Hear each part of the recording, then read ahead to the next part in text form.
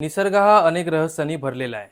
अशाच एका दुर्मिळ आणि विस्मयकारक घटनेचा साक्षीदार ठरलाय सिंधुदुर्गातील केरगाव येथे सापडली आहे दुर्मिळ ड्रॉसेरा बर्मानी ही कीटकभक्षी म्हणजेच मांसाहारी वनस्पती. केरगावातील निसर्ग अभ्यासक तुषार देसाई हे वनश्री फाउंडेशन सिंधुदुर्गच्या पक्षी निरीक्षण मोहिमेत असताना त्यांनी या दुर्मिळ वनस्पतीचा शोध घेतलाय. महाराष्ट्रात फक्त 5-6 जातीच्या कीटकभक्षी वनस्पती सापडतात आणि त्यातील एक म्हणजे ड्रॉसेरा बर्मानी. ही वनस्पती स्वतःचे अन्न हरितद्रव्याच्या सहाय्याने तयार करते, पण तिला पूरक अन्नाची गरज असते.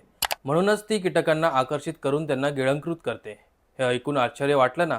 पण हे खरं आहे. या वनस्पतीच्या पानावर चिकट स्त्राव असतो जो कीटकांना अडकवतो आणि त्यांचं शरीर हळूहळू झिरपत जातं. भारतभर सुमारे 625 प्रकारच्या कीटकभक्षी वनस्पती सापडतात. त्यातील 30 ते 35 प्रकार भारतात आहेत. महाराष्ट्रात मात्र फक्त 5-6 जाती आढळतात. यात ड्रॉसेरा इंडिका आणि ड्रॉसेरा बर्मानी प्रमुख आहेत.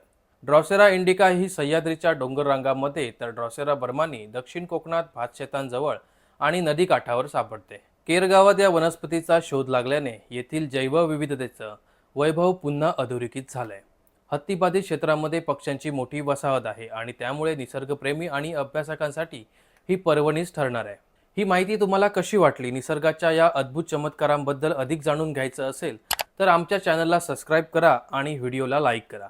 निसर्ग संवर्धन आणि जैवविविधतेबाबत तुमची मते कमेंटमध्ये नक्की कळवा. धन्यवाद.